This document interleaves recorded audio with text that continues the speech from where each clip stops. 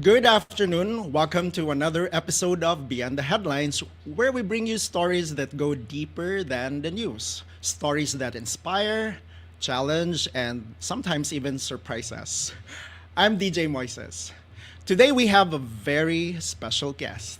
Someone who has captured hearts not just with her crowns, and that's plural, but with her purpose. She is the Miss Universe Philippines Cebu 2025 and Miss Echo International Philippines 2026, Dr. Gabby Carvalho. Good afternoon, Gab, and welcome to the show. Good afternoon. Nice to see you again. Yes, it's certainly nice to have a conversation with you again, but before that, maybe you'd like to greet your millions Sure. of followers. Hello, everyone. If we have not met yet, or if you don't know who I am, you happen to be scrolling on your Facebook. I am Gabby Carvalho. Yes, I am a beauty queen here in Cebu and from Cebu. But if you have not joined along on my journey of life yet, and you happen to like this conversation, please do follow me on my socials. But I'm really excited to have this conversation. If you guys did not know, Sir DJ is my Q&A trainer. So people said that that's the most memorable part of my journey. So thank you so much. And thank you also for the opportunity to collaborate with somebody smart and as intelligent as you are. So the viewers can also say that I'm a big fan. Hi, Mom. Anyway, sige, when people hear about you, normally they also hear about your titles, no plural. But beyond the crowns or before the crowns, who was Gabi Carvalho? Oh my gosh, so I really did not think that I'd ever be doing this. I have my friends back from in the US who, when I saw them back in 2022 on a trip to the States, they were like, "How is it being a pageant queen?" Because they never expected, and neither did I, that this is going to be the path of life that I chose. So I played a lot of sports. I grew up really competitive. I think that's where the competitive spirit comes from. I really just was an academic. And I think I carried that with me all the way until med school. But in general, before the crowns, I was really just focusing on school. I grew up in a middle class family in Orlando, Florida, and I moved to the Philippines at the age of 13. And so that big move, I think, just made me who I was. I'm open-minded, like someone from abroad, but I'm also someone here in the Philippines who loves, traditional things. I love our culture. I love the time that I get to spend with my family. So I would think that that's who I was, and still am, but just with some crowns on top, I guess.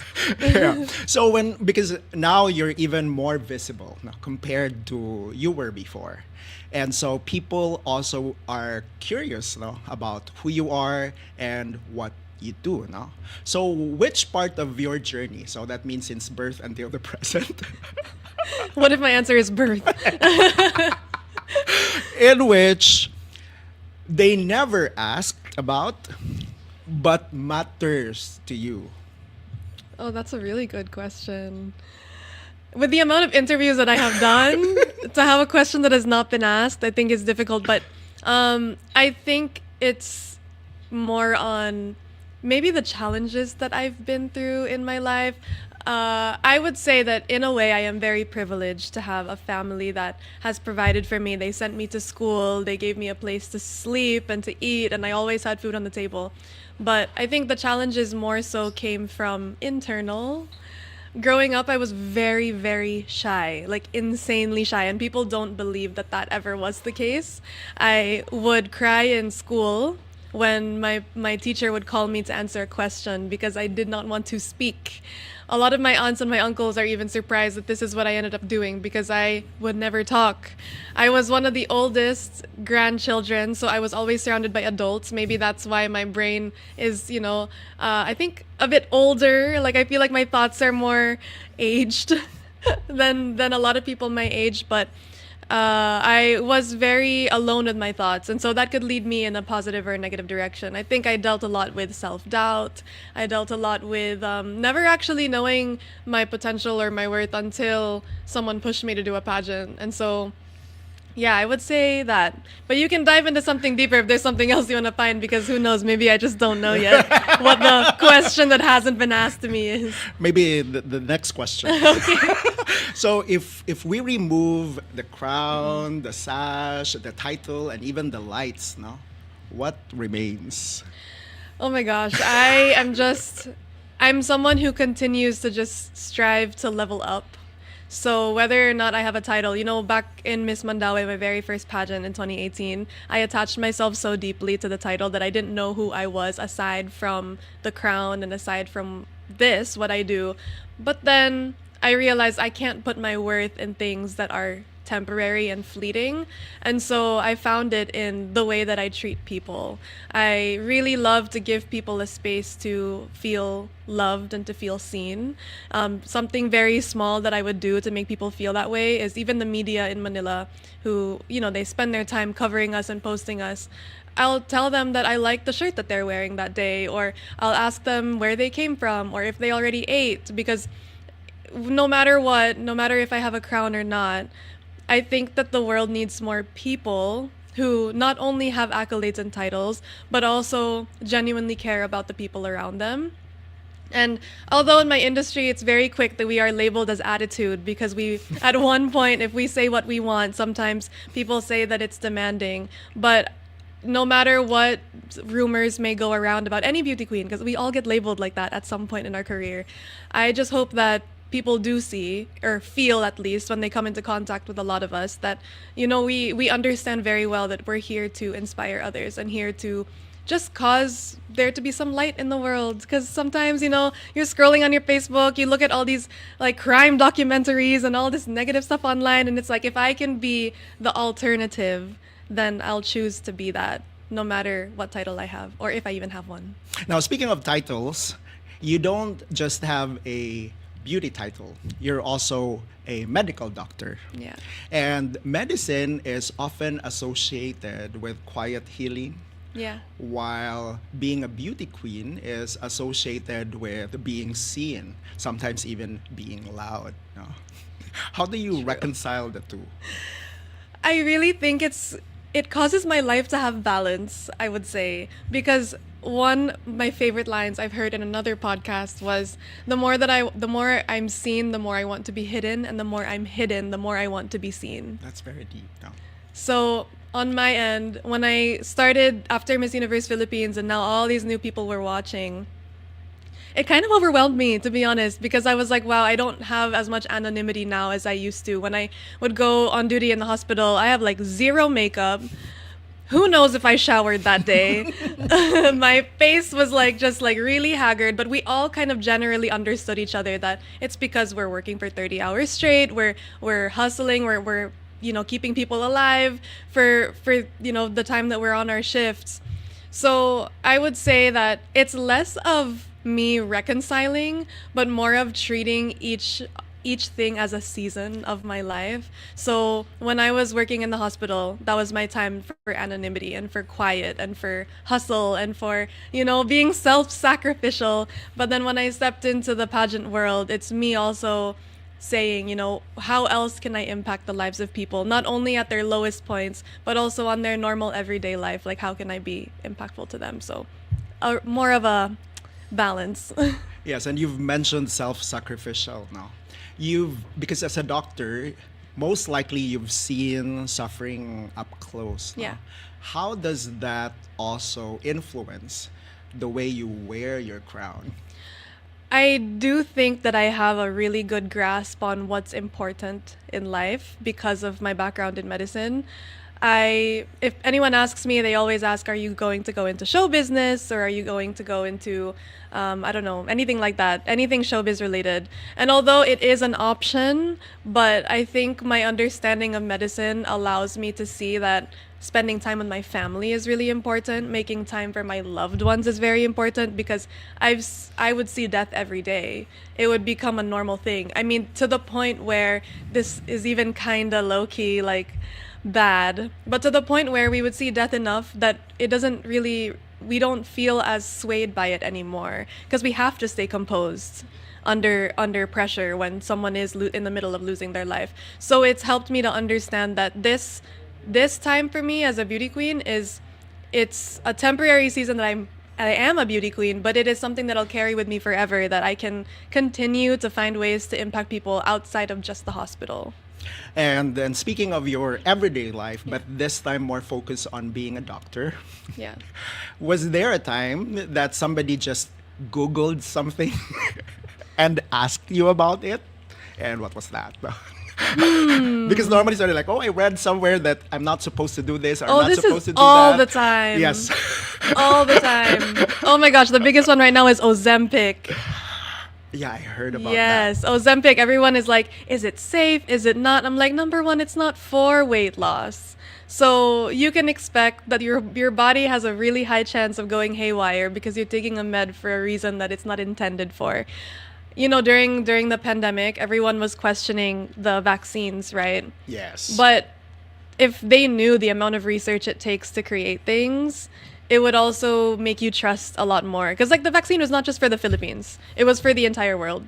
And so, you know, the World Health Organization is doing its best to make sure to keep us safe. So I have really high trust in research and in science because, I mean, we've gotten this far, right? So there's a lot that we have to learn. So I always tell people, you know, better if you just ask your doctor, but I guess that's them asking me. But even though I'm not licensed yet, I'm still going to PGI ship, so I can ask my licensed friends. But yes, I am going back to the hospital probably January of 2027. So I'll be going to PGI ship. I'll take the boards the following year.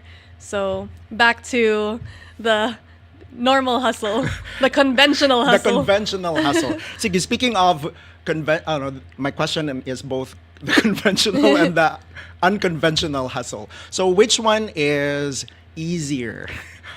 Calming a nervous patient or calming yourself before the announcement of winners? Oh. I sorry laugh. I think it's definitely actually calming myself before announcing a winner. Well, because the problem is, you know, you're dealing with other humans when you're calming a nervous patient, and everyone has different levels of coping skills. So it's very difficult to have patience on your own when you comfort someone, when you cannot feel exactly what they're feeling. But when I'm on stage, it's like I actually feel really peaceful after Q&A. Not because of the answer itself, but it's because I did everything that I could.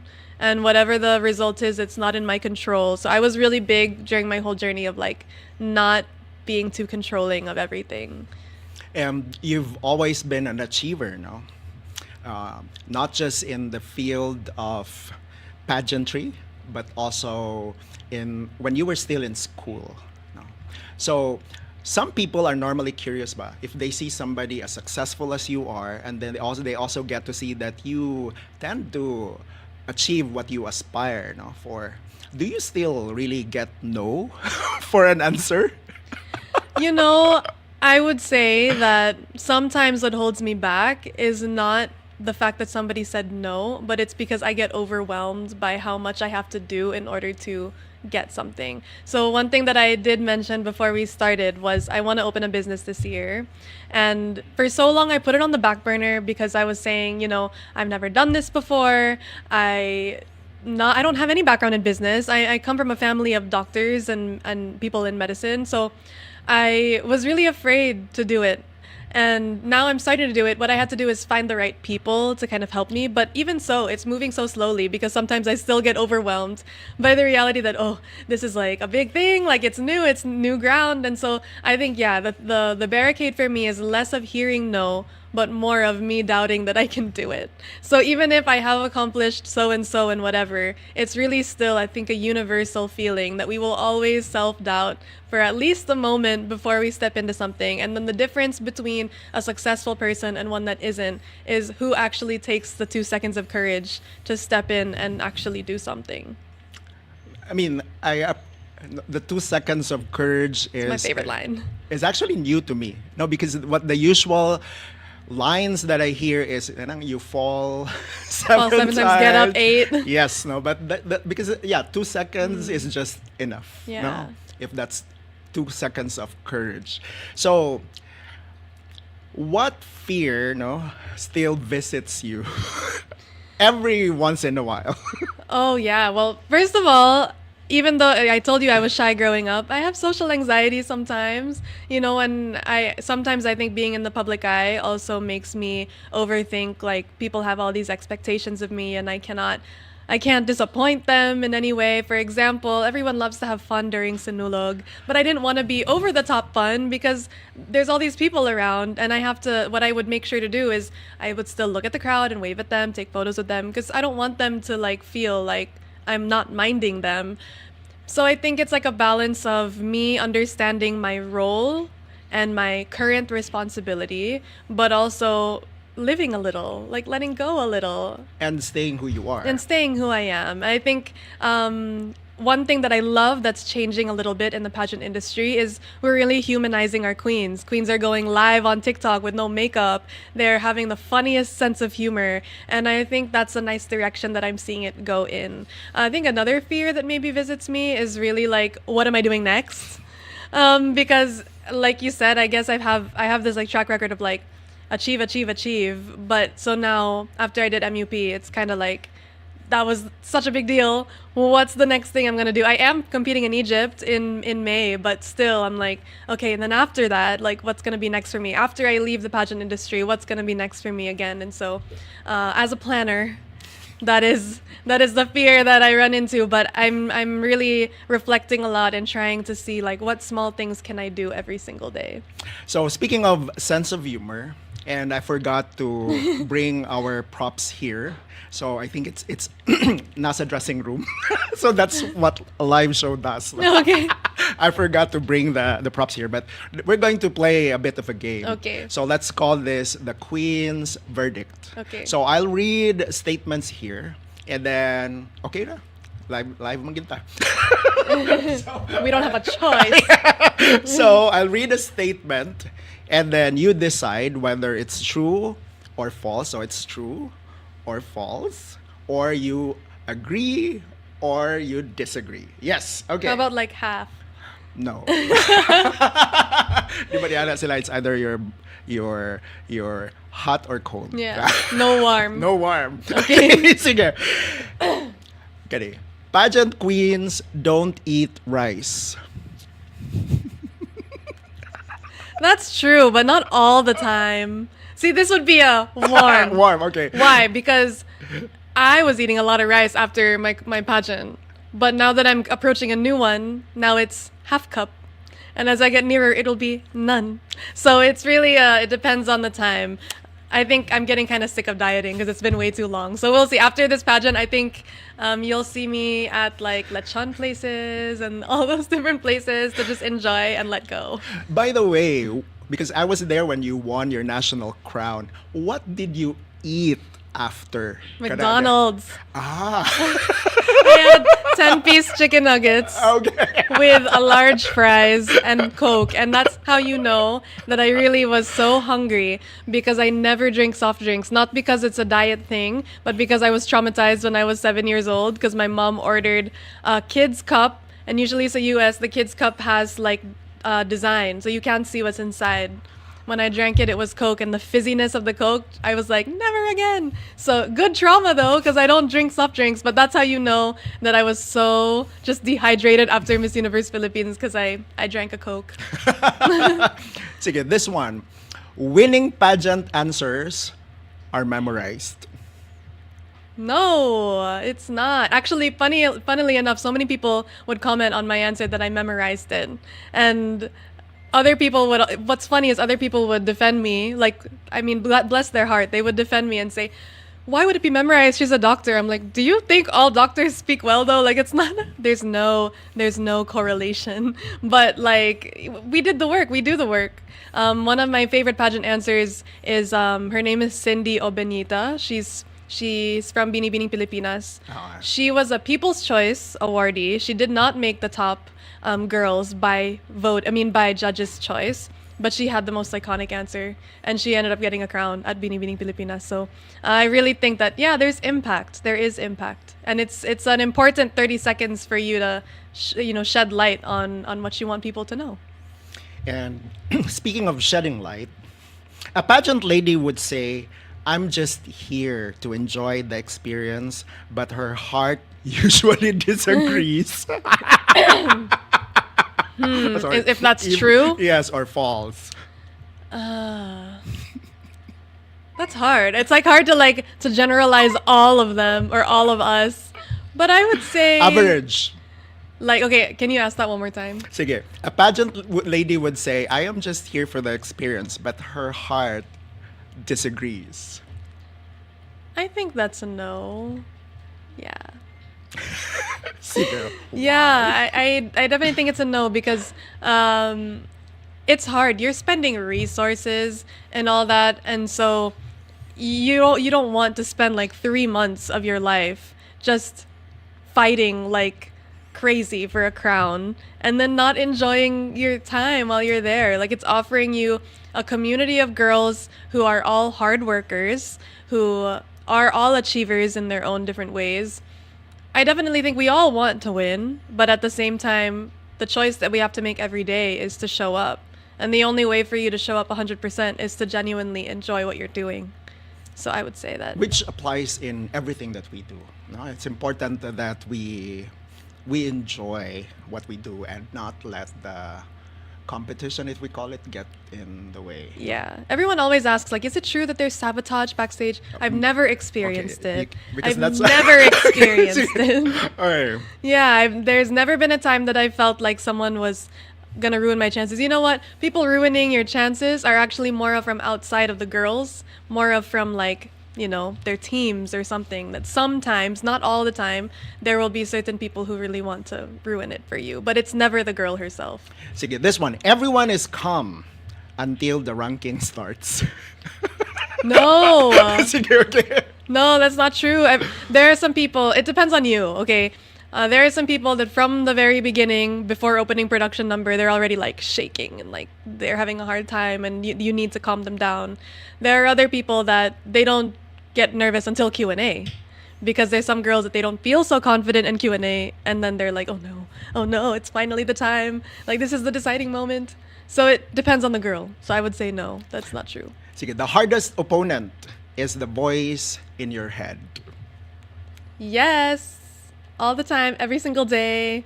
Can you imagine, like, even if there's so many voices online and they're really honest about how they feel, but in the end of the day, it's still you who filters those comments. It's still you who chooses to believe them or not. And so it's really what I would say, and this is what Chris Hanson told me before I joined Miss Universe Philippines 2024. She was really saying how much of a mental battle it was. And so that's why my main preparation was really mental over everything else. And this is the next one is a mental statement.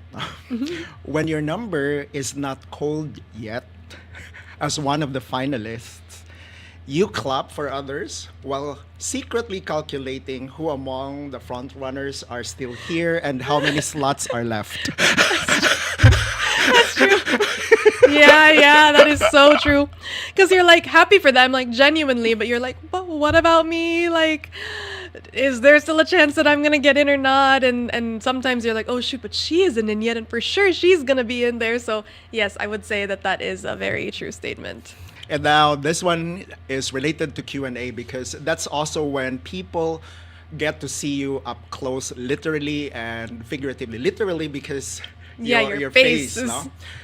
Is the earrings as important as your answer in Q&A? Truly, no. Okay.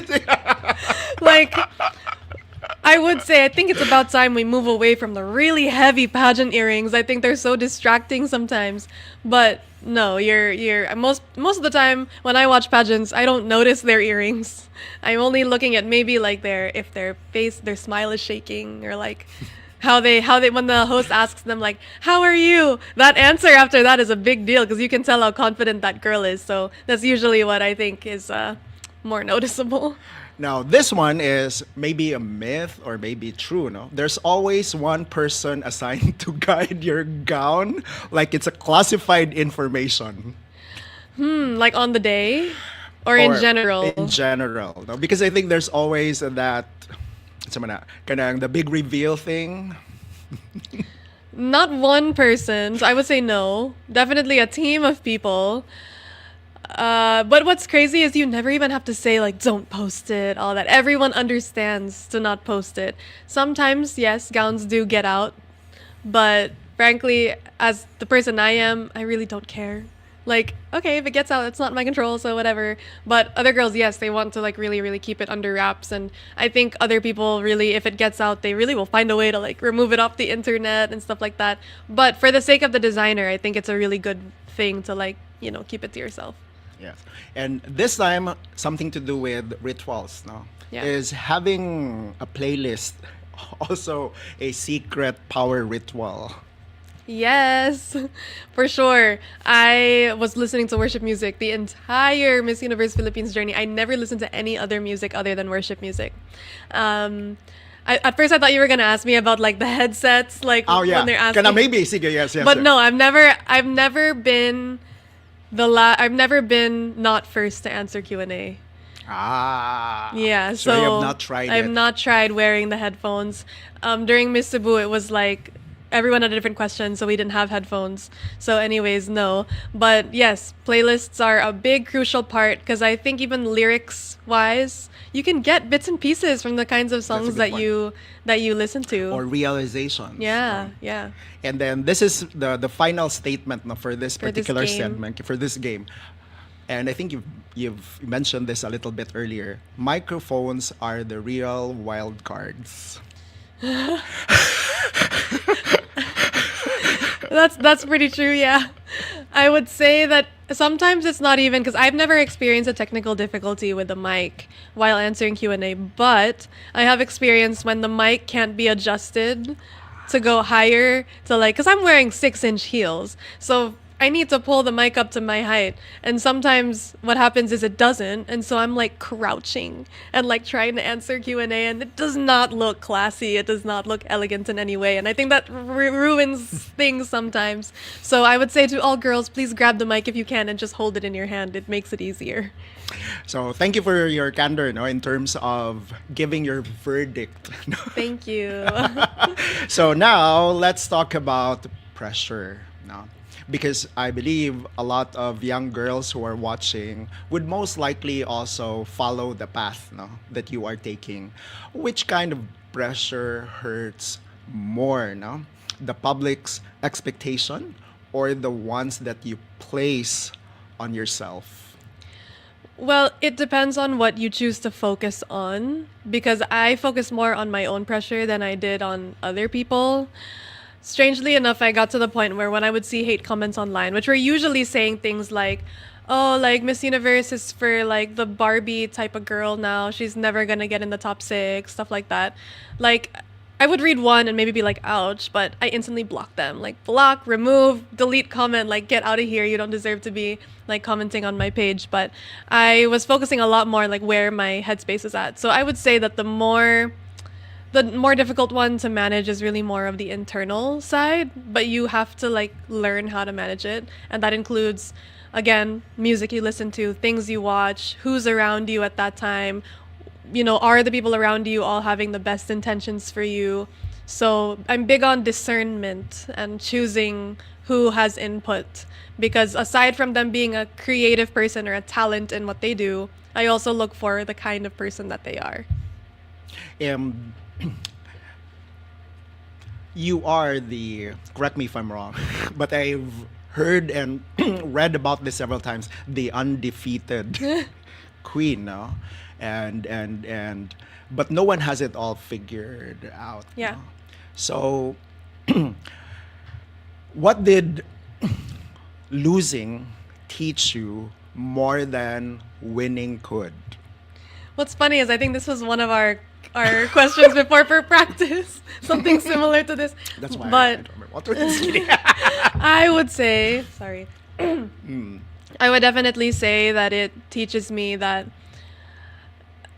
just nothing is truly like you can work so hard, but that doesn't mean that things are yours.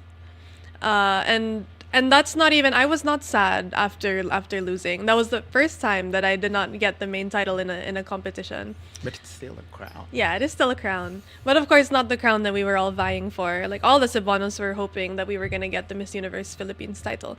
But what I learned from it was that, like, you know, you put your heart into everything. You lay all your cards out on the table, and in the end, it's not up to you if it's gonna be yours or not, and that's okay. You know, I was more open to, like, you know, what is it that you know the Lord wants me to have, and it was this title. And the more that I reflected about it, it makes sense that this is my title. I've been doing advocacy work for environmental sustainability for the last 6 years, 7 years, and so it's so aligned with who I am at my core. The pageant is so focused on advocacy over anything else. And so I would say that, you know, we think we know what's best for us, but in reality, we never really do. And we have to be okay with letting go.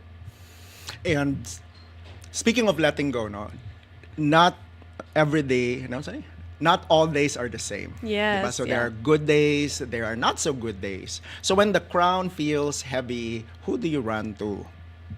Oh, well, I run to God first, so that's definitely the first place I run. If I wake up in the morning, I'm not feeling good, I open my Bible right away and I'm like, help me, please. Like, give me something to give me encouragement for today. That's the first place I run, or I pray about it. But what's interesting in the way that I'll pray about it is, instead of like crying out because I need help, I say thank you for all the other things that I can say thank you for. So even if I'm not honest and like not having a stressful day, I still do that. Like when I'm driving on the way here, I was like, "Thank you, Lord, for just like me getting to use the car today, and thank you for just letting my lashes go on right today, and having a really beautiful day." And then the other places I run, for sure, my mom is one big part of that. My fiance is one big part of that. I think that I'm so lucky right now at this present season of my life to have really good people around. I've gone through losing friends. I've gone through like entire friend groups that I thought would be there forever getting disbanded, and that was probably the most hurtful part of the last 7 years of my life. But I was given really good people to sub in for that, and I think that that's because I noticed that that was a gift given to me. That's why, you know, I feel lucky every day. I feel very blessed. That doesn't mean that I don't have really bad anxiety sometimes. I get health anxiety. I get worried about my dogs and my parents. Health is a big thing that I realize that at any moment your whole life could just switch, and sometimes that makes me feel really nervous. But I think it's really about, you know, focusing on the things that you have been provided that really helps you. If you can invent a pageant superpower, what would it be and why? Empathy. Yeah, empathy. But I think it's not just a pageant superpower. Anybody who has any sort of small influence, even just to be an empathetic person, because oftentimes people will connect being like a CEO or a very powerful person to being mean, and to being someone who's brutal and who doesn't really care about how they feel. But I think there's a way to intertwine the two. There's a way for you to have empathy, but also be stern in what you want the outcome to be. There's a way for you to lead people that's soft, but also not soft, too soft, where you get walked on. And so one thing I learned a lot this year is like how to truly love another person is to love them enough to correct them. Tough love. Tough love. And I think that that's real love, because a lot of people think that love is saying everything's okay and everything is acceptable, but not everything's acceptable. But how you communicate that makes all the difference. Um,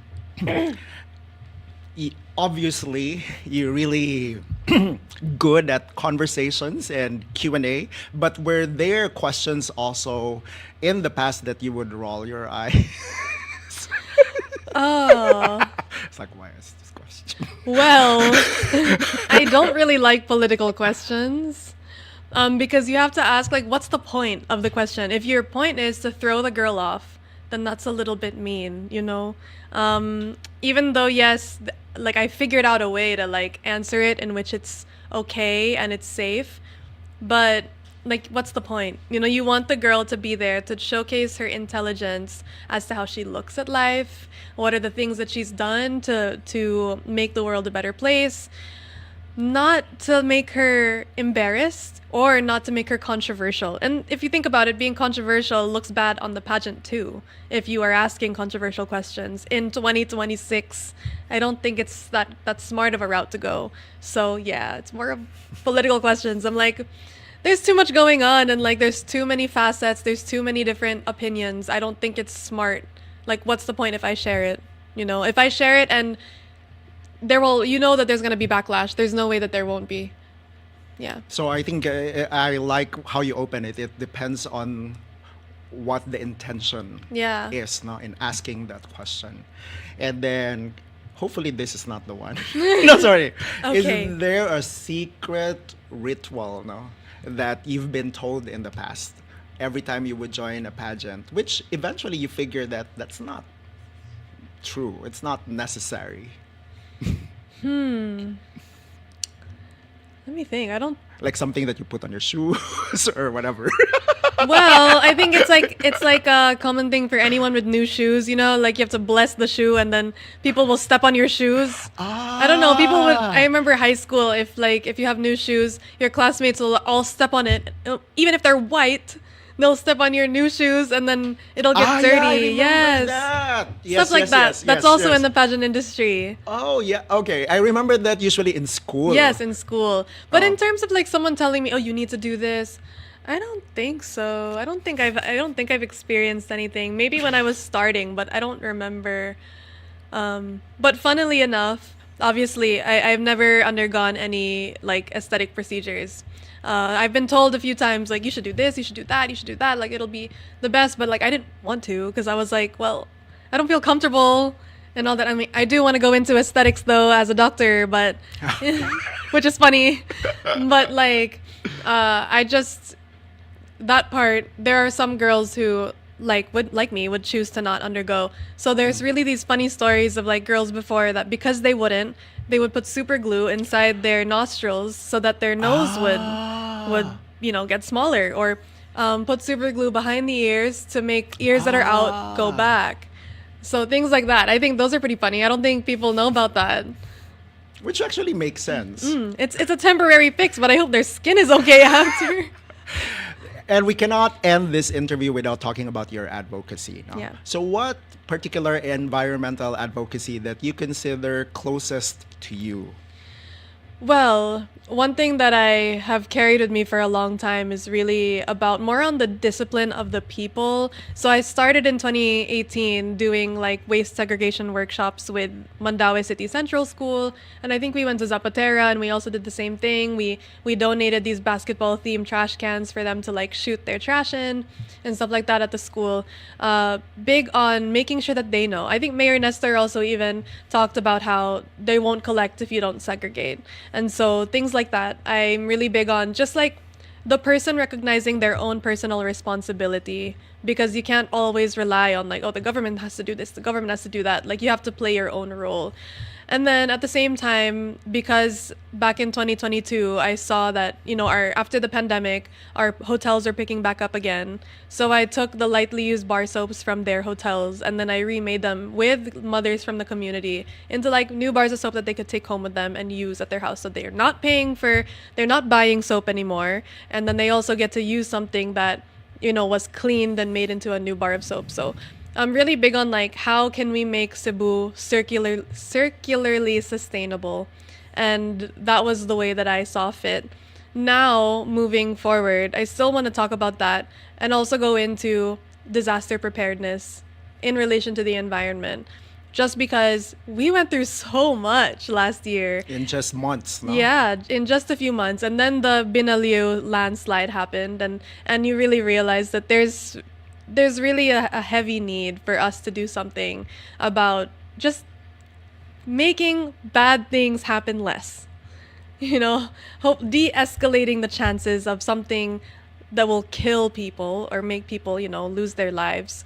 We need to decrease the chances of something like that happening. And so I did have a courtesy call with Mayor Nestor yesterday, and I'm going to be covering a lot of his different projects that he's doing around the city, because I think having a leader also that is actively, looking for environmental reform, hopefully will also encourage a lot of other Filipinos and Cebuanos that, it's something that we all have a role to play in. He's very hands-on, so I definitely am excited to see. He has hydroponics. He did like the solar. He changed a lot of the lights to solar. So I'm looking forward to see more of the change that happens in Cebu, not only because of him, but also because of the Cebuanos.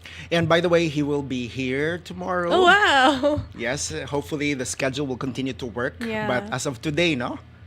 Still, no? Okay. Yeah. No, because schedules sometimes change. Yes. So now, in case, in the context of Miss Echo International International. Philippines and eventually becoming Miss Echo International, when the title is, when your reign is over, no? So that means the crown, the sash, Gone. the lights are all gone. Will the advocacy still continue? It will still continue, but I am looking for people to make sure that that continues to move forward. I am introverted by nature. I like to do things a lot on my own, and sometimes that is my biggest hindrance because I'm shy to ask for help from other people.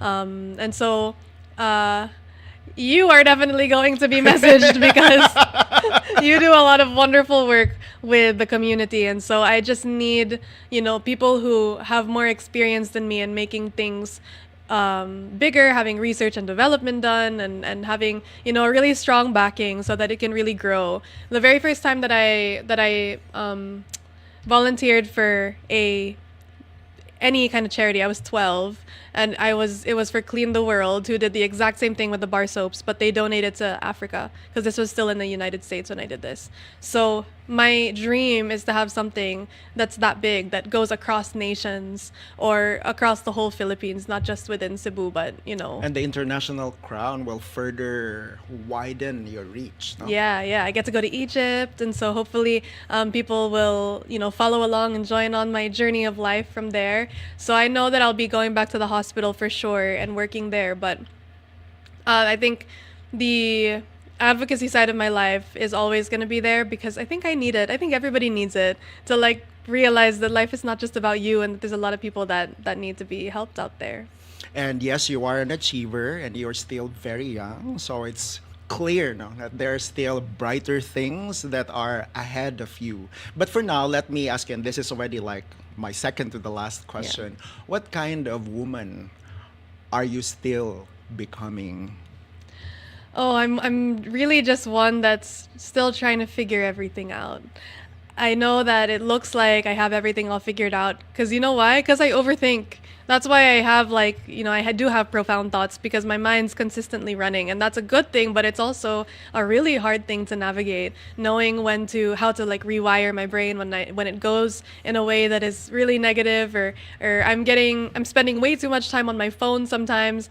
I still have those typical everyday struggles. I put a time limit on my phone because I'm on it for too long sometimes, and it makes me feel like, oh my gosh, I'm not doing anything. I'm not achieving anything. And so I would say that I'm really just becoming a fully grown woman this year, I think. I'm not only going to be joining, but I'm also getting married this year. So I get to step into my role as not just a single woman, but a wife. And that takes a lot of adjustment because you're also balancing bringing a whole new person into your everyday space. And as an introvert, I'm very protective of my space, so to have to adjust to that. And I think one thing that I leave this pageant industry holding is that this has always just been a seasonal thing for me. Mm-hmm. So moving forward, this is not my whole life. Pageants are not my whole life, but the ways that I'll grow and change are really what I'm going to bring with me forever. And young girls are watching now, and one of them is here, and young boys too, no? So if they wish to walk the same path that you are threading now, what do you want her or him to know? The pressure is a lot. Sige. Oh my gosh. Well, I definitely think that there's a big thing when you're in school that you only have to go to school and that you only have to, that's it. Like you go to school, you finish, and then you work, and then that's it. But I'm really big on recognizing that I think there's more to you than going to school and education. It's a big deal, yes, and it's very important. But what is it that, fuels your life? And people are lucky sometimes to have their background of education and their work become what fuels them and their passion. But realistically, there always has to be something else that's going to be out there to make you excited and make you realize that, I can, even if I do this and I'm not getting paid, it still makes me so happy. So I would say if you're young and you still don't know what direction to go in, I just highly encourage you to join clubs, to go out of the school setting, to identify what thing it is in the world that makes your heart hurt. And if you can do something about it, even with just a small group of people, then that's already going to be impactful. And I think super last, you don't have to be a beauty queen. You don't have to be a mayor. You don't have to be big CEO in order for you to make a difference. Like I said, what will always be the most important thing is how you treat people. Because there was one guy who told me at this event I had in Manila, he said, I'm not beautiful. I'm not popular. How in the world can I make an impact?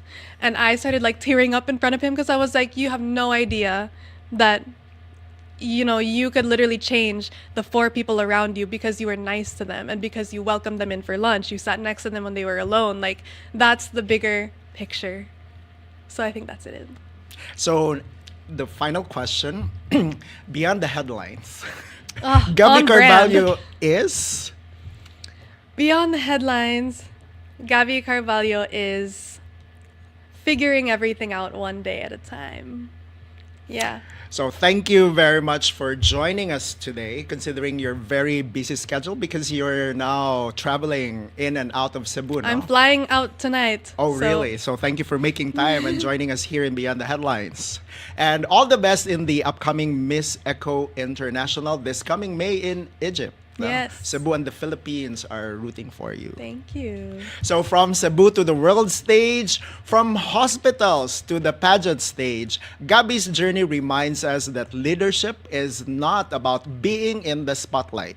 It's about using that spotlight to shine for others. I'm DJ Moises, and to our viewers, thank you for watching, and we'll see you again tomorrow. Have a good afternoon.